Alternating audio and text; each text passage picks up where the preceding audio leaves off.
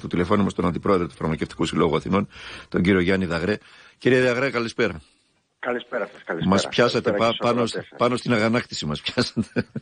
Κοιτάξτε, για αυτό το όργιο της φοροδιαφυγής που συμβαίνει στη χώρα, πραγματικά δηλαδή. Αν μου επιτρέπετε ένα σχόλιο που δεν έχει σας επιτρέπω ό,τι θέλετε. Ό,τι θέλετε. Λοιπόν, πρώτα απ' όλα εντάξει, βιώνω ανθόσπαρτον σε ένα νέο εννοείται. Από την άλλη όμως πραγματικά όλες αυτές οι πρακτικές που δουλεύουμε όλοι, προσφέρουμε όλοι τα ίδια και κάποιοι αμείβονται από τον κόπο των άλλων και εκμεταλλεύονται τον κόπο χιλιάδων άλλων για να πλουτίζουν εκείνοι αναντίστοιχα πολύ με αυτό που προσφέρουν στην κοινωνία, είναι μια τεράστια παθογένεια του συστήματος. Να ήταν και κάποιοι, κύριε Δαγρέ, θα λέγαμε ότι εντάξει, δεν υπάρχει παράδεισος επί της γης και συμβαίνουν σε όλο τα μήκη και τα πλάτη του πλανήτη. Αλλά εδώ δεν είναι κάποιοι. Εδώ είναι πάρα πολλοί. Κοντεύει να γίνουν πλειοψηφία αυτό το πράγμα. Η έκταση και η ένταση αλλάζει τελείως το τέτοιο. Γιατί μιλάμε τόσα παιδιά, καλά το λέτε, που έχουν πάρει πτυχία, έχουν προσπαθήσει, είναι άξια, με προσόντα, υποαμείβονται ή αποκλείονται από ευκαιρίες που μπορούσαν να τις πάρουν αξιοκρατικά, μόνο και μόνο διότι κάποιοι που είτε έχουν καλύτερες νοημίες, είτε έχουν περισσότερα λεφτά, είτε και τα δύο, καταφέρουν αναντίστοιχα με τα προσόντα τους να παίρνουν αναντίστοιχα μεγαλύτερα κομμάτια της πίτας που χρειάζεται για μια κοινωνική σταθερότητα και μια πολιτισμένη κοινωνία. Γιατί γι' αυτό είναι το ζητούμενο. Και να χτίζουν, λέω εγώ τώρα που με ενδιαφέρει λόγω επαγγέλματος, έτσι, για να μιλήσουμε για τα του οίκου μας, και να χτίζουν μέσω των media που τους προβάλλουν όλους αυτούς, να χτίζουν μια επωνυμία η οποία η επωνυμία τους οδηγεί και στην ατιμωρησία και στο ελευθέρας για να κάνουν ό,τι κάνουν. Κάποια στιγμή αυτό το σύστημα πρέπει να σταματήσει. Δεν γίνεται αυτό το πράγμα. Είναι ανισορροπία του συστήματος. Αυτό το πράγμα θα σκάσει κάπου και θα σκάσει άσχημα πάλι.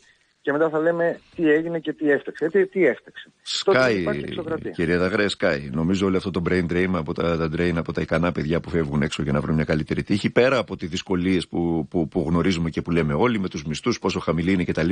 Μία παράμετρος είναι και αυτό. Και αυτή η αδικία η οποία συμβαίνει στη χώρα. Και εύλογα δημιουργεί πολύ μεγάλο συναίσθημα αγανάκτηση. Μια αγανάκτηση, ένα θυμό και τάσεις φυγής, αναχωρητισμού.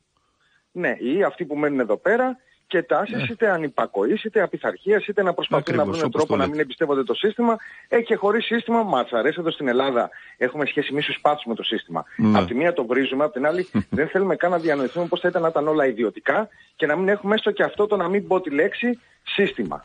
Απλά πρέπει να το διορθώσουμε. Είναι στοίχημα των γενεών των επόμενων αυτών. Ήμασταν νη και γεράσαμε. Ναι. Λοιπόν, πάμε και στα δικά σας τώρα. Ξαναγυρνάμε πάλι στο ίδιο έργο θεατές, αυτά με τις εξαγωγές φαρμάκων, με το πρόβλημα αυτό. Εγώ είμαι 30 χρόνια δημοσιογράφος, 30 χρόνια για αυτό το πράγμα γράφουμε. Αλλά λύση δεν βλέπουμε. Όπου πουθενά υπάρχει λύση τελικά σε αυτό το θέμα. Θα σας πω. Ακούστε, το πρόβλημα των ελλείψεων υπήρχε πάντα, αλλά ήταν τα παλαιότερα χρόνια σε ένα ελέγξιμο επίπεδο. Και έτσι δεν δημιουργούσε τόσο μεγάλα προβλήματα στην πρόσβαση των ασθενών σε φάρμακα. Όταν λέμε έλλειψη, για να ξέρει ο κόσμος, όταν μπαίνει σε ένα φαρμακείο και του λέει ένας φαρμακοποιός αυτό είναι έλλειψη, σημαίνει ότι είναι έλλειψη πανελλαδικά. Δηλαδή, αν τύχει να το βρει σε άλλο φαρμακείο, θα το βρει τελείως στην τύχη, γιατί έτυχε. Να μην περνάει δηλαδή από τον κόσμο το μυαλό ότι η έλλειψη είναι τοπική στην Αθήνα, στη Θεσσαλονίκη ή στην Κρήτη κάπου αλλού. Έλλειψη σημαίνει πανελλαδικό. Πάει το ένα. Το λέω γιατί έχω εμπειρία, επειδή είμαι και εγώ φαρμακοποιός του πάγκου και γνωρίζω τι σκέφτεται ο κόσμος να μην υπάρχουν παρανοήσεις. Τώρα, τι γίνεται. Από την εποχή της Τρόικας και των μνημονίων, από κάποιες πολύ ατυχείς επιλογές που έκανε η Τρόικα, από τις πολλές που έκανε ατυχείς και άδικες, το θέμα των ελλείψεων διωγγώθηκε και εγκαταστάθηκε πλέον σαν μόνιμο εδώ πέρα στη χώρα μας. Τα τελευταία χρόνια, τα τελευταία 4-5 χρόνια, είχαμε κάποιες εξάρσεις ελλείψεων, οι οποίες πέραν από τις παραδοσιακές αιτίες, που ήταν παράδειγμα οι παράλληλες εξαγωγές ή ο κεκαλυμμένος ο υπόγειος εκβιασμός εταιριών να κάνουν τεχνητές αποσύρσεις ή ελλείψεις φαρμάκων για να εκβιάζουν για καλύτερες τιμές ή για να φέρουν το ίδιο φάρμακο με άλλο κουτάκι και άλλο ονοματάκι, το ίδιο όμως ακριβό με πολλαπλάσια τιμή, το οποίο λέγεται τεχνητή υποκατάσταση, έχει προσθεθεί και το θέμα της παραγωγής. Όταν η Δύση τελείως άκρητα και τελείως επιπόλαια τα προηγούμενα χρόνια πήγε και χώρισε όλη της την παραγωγή και στα φάρμακα και σε τόσα άλλα αγαθά στην Ανατολή, βρέθηκε να εξαρτάται από τα καπρίσια των πρώτων υλών, της Ανατολής, των εμπορικών συμφωνιών κλπ. Και να μην μπορεί η ίδια να είναι χειραφετημένη, η Δύση συνολικά μιλάω, για να μπορεί να καλύψει την παραγωγή. Το έκανε για οικονομικούς λόγους, κύριε Δαγρέ, το καταλαβαίνετε. Ναι, αλλά ήταν κοντά. Χαμηλότερα μεροκάματα, τώρα πας να μεταφέρεις την παραγωγή σου στην Ινδία, το καταλαβαίνεις για ποιο λόγο το κάνεις, έτσι. Όχι, εγώ το καταλαβαίνω, αλλά διαφωνώ. Γιατί τι σημαίνει? Καλά, προφανώς. Να πάρει μεροκάματος, να πάρει σε βάρος του Γάλλου ή του Γερμανίου ή του Έλληνα μεροκάματο. Ναι. Συγγνώμη, τόσος πλούτος υπάρχει δηλαδή. Αν κοιτάξετε μόνο το παγκόσμιο ΑΕΠ που είναι στα χρηματοπιστωτικά προϊόντα, έστω και αν είναι λογιστικό, δεν σου δικαιολογεί να σου πει δεν υπάρχουν λεφτά για φάρμακα ή για να πληρώσουμε κάποια μεροκάματα για να έχουμε εργοστάσια και να είμαστε χειραφετημένοι παραγωγικά στη Δύση σε φάρμακα ή σε οποιοδήποτε άλλο προϊόν. Δεν είναι δικαιολογία αυτό που λένε. Λοιπόν, αυτά λοιπόν έχουν φτιάξει τώρα ένα θέμα, έχουν φτιάξει ένα μείγμα το οποίο έχει προκαλέσει έξαρση των ελλείψεων. Τις προηγούμενους μήνες τι έγινε? Προέβη το Υπουργείο Υγείας, η Πολιτεία, σε μεγάλες απαγορεύσεις εξαγωγών. Τι γίνεται τώρα? Αυτό μετρίασε αρκετά το πρόβλημα. Δεν το εξάλειψε. Προσέξτε, δεν εξαλείφθηκε, δεν θα εξαλειφθεί έτσι εύκολα χωρίς παραγωγή, αλλά μετριάστηκε σε ικανό βαθμό. Τώρα όμως δυστυχώς βγήκε μια απόφαση, η οποία απόφαση άρει την απαγόρευση εξαγωγών στα μισά σχεδόν φάρμακα από αυτά που ήταν σε απαγόρευση μέχρι χθες. Μέχρι την Παρασκευή, να πω την αλήθεια. Βέβαια, για να ενημερώσουμε τον κόσμο, δεν έγινε έτσι απλά, δεν ήταν μόνο απλό ένα καπρίτσιο.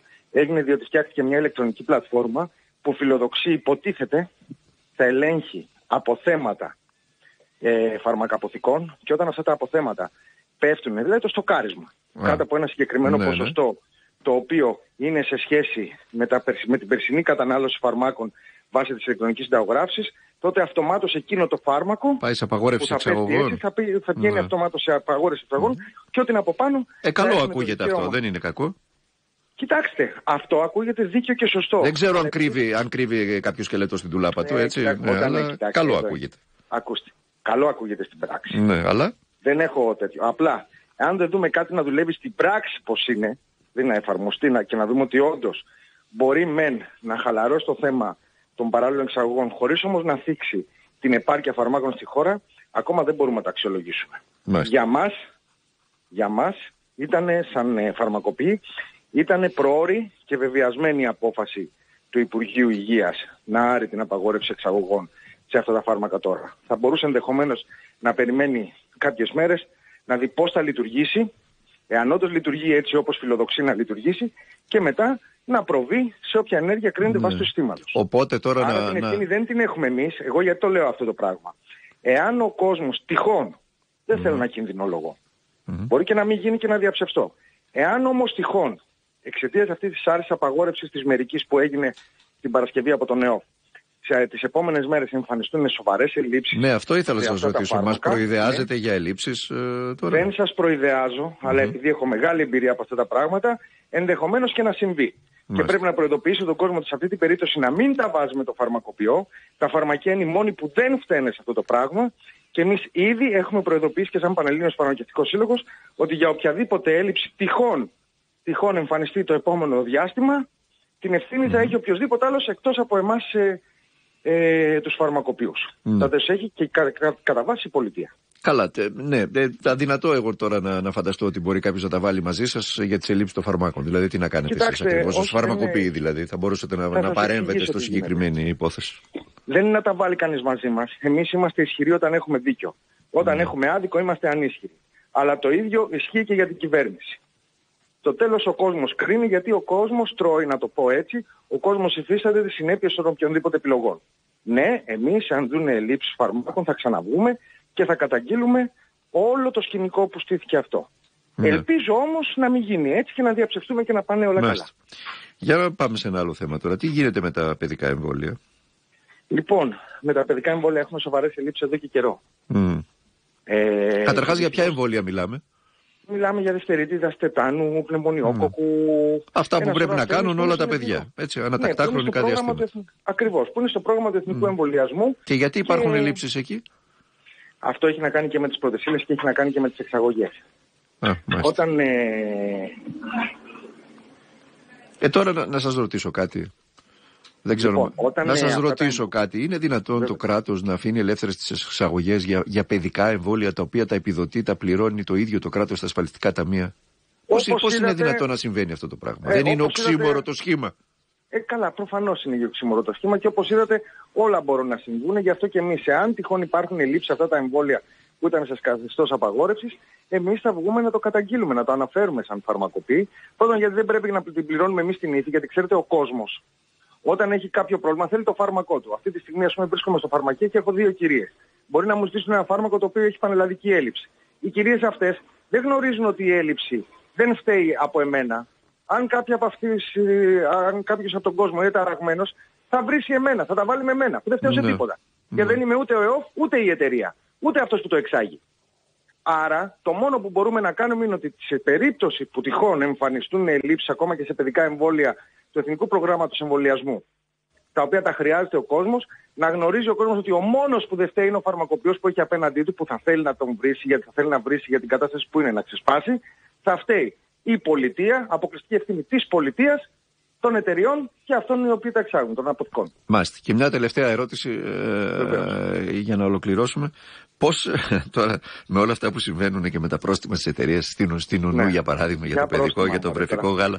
Ναι, έλεγα πριν ότι έχει γράψει το 22.300 τόσα εκατομμύρια ευρώ έσοδα και τις βάζουμε 500.000 ευρώ πρόστιμο για την υπερκοστολόγηση στο βρεφικό γάλα. Εσείς οι φαρμακοποιοί που είχατε δώσει μια μάχη για να παραμείνει το βρεφικό γάλα στα φαρμακεία και τη χάσατε, πώς ακριβώς τη βλέπετε όλη αυτή την ιστορία στο δημόσιο διάλογο? Το βρεφικό γάλα είναι μια υπόθεση τεράστια σπέκουλα, είναι κάτι ντροπιαστικό για την πολιτεία. Εμείς σαν φαρμακοποιοί από το 2011 που θέλανε να τα απελευθερώσουν, είχαμε από τότε προειδοποιήσει. Εγώ προσωπικά που είχα πρωτοστατήσει εκείνον τον αγώνα, είχα γράψει και ολόκληρες εκθέσεις. Και είχαν πάει στα μίντια, είχαν πάει σε πολιτικούς, είχαν πάει παντού. Και τους λέμε, παιδιά, μην κοροϊδεύετε τον κόσμο με ιδεολειψίες. Ελεύθερες αγορές, αόρατα χέρια, Adam Smith, θα πέσουν τιμές. Τίποτα από αυτά θα γίνει ακριβώς ανάποδο. Αν επιτρέψετε τις εταιρείες, ειδικά στο βρεφικό γάλα, που είναι 2-3 μεγάλες εταιρείες που δεσπόζουν την αγορά, να κάνουν κουμάντες μόνες τους και στην τιμή, θα το πληρώνετε πανάκριβο και δεν θα ξέρετε τι σας γίνεται. Τότε μας λιδωρούσανε, μας βρίζανε, μας λέγανε, τα λέτε επειδή είστε συντεχνία, γιατί θέλετε να οικονομήσετε. 1002 απαξιωτικά και ψεύτικα και συκοφαντικά είχαν πει για μας. Τότε εμείς λέγαμε, καλά, εδώ είμαστε. Εδώ είμαστε. Έρχεται λοιπόν τώρα η αλήθεια και εκδικείται. Εμείς νιώθουμε μια πικρή δικαίωση από αυτό το πράγμα. Τους λέγαμε, πρέπει να υπάρχει κρατική διατίμηση στο βρεφικό γάλα. Είναι φάρμακο. Αν άριστη κρατική διατίμηση και αφήσει εταιρεία να κάνουν κομμάτι στην τιμή όπως κάνουν και σήμερα, στο 85-90% της τιμής, θα σε κατακλέψουν. Και θα το πάρεις πολύ αργά χαμπάρι και θα φταίει ο κόσμος που θα το πληρώνει χρυσάφι. Και τώρα παίζετε το θέατρο. Και το δεύτερο είναι ότι αν αφήνεις και την αποκλειστική διάθεση, και τότε είχαμε και αποκλειστική διάθεση από τα φαρμακεία. Ναι, αυτό. Εντάξει, τα σούπερ μάρκετ δεν θα προσφέρουν απολύτως τίποτα στην πρόσβαση του κόσμου. Είμαστε 10.000 και είμαστε παντού.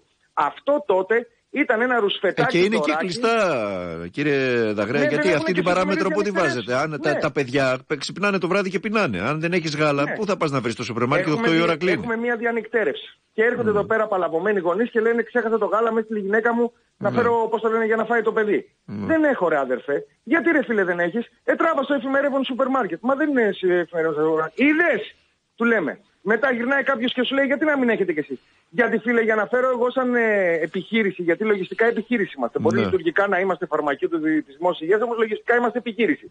Για να φέρω εγώ το γάλα που με εκβιάζει κάθε εταιρεία, δεν μου δίνει εκτόσεις, δεν μου παίρνει επιστροφές όταν λήγουν κλπ.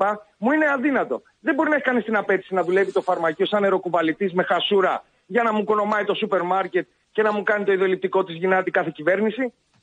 Προστάτευσέ με για να το χορηγήσω. Μάλιστα. Δεν μπορεί να έχει την απέτηση να κάνω κάτι εγώ όταν εσύ με υπονομεύεις από πίσω. Είναι όντως πικρή δικαίωση, κύριε Δαγρέα. Δυστυχώς δεν έχουμε άλλο. Είναι πικρή δικαίωση. Εγώ τώρα δηλαδή να σας πω την αλήθεια, γελάω πραγματικά, γελάω με πικρία. Σας τα λέγαμε. Σωστό. Σας τα λέγαμε. Είναι κάτι το οποίο πρέπει να το πούμε. Δυστυχώς δικαιωθήκατε στους φόβους σας, στους χειρότερους φόβους σας. Κύριε Δαγρέα, ευχαριστώ πολύ για την κουβέντα που είχαμε. Ήταν πολύ χρήσιμη. Να είστε καλά, καλή συνέχεια σε ό,τι κάνετε. Να είστε καλά κι εσείς.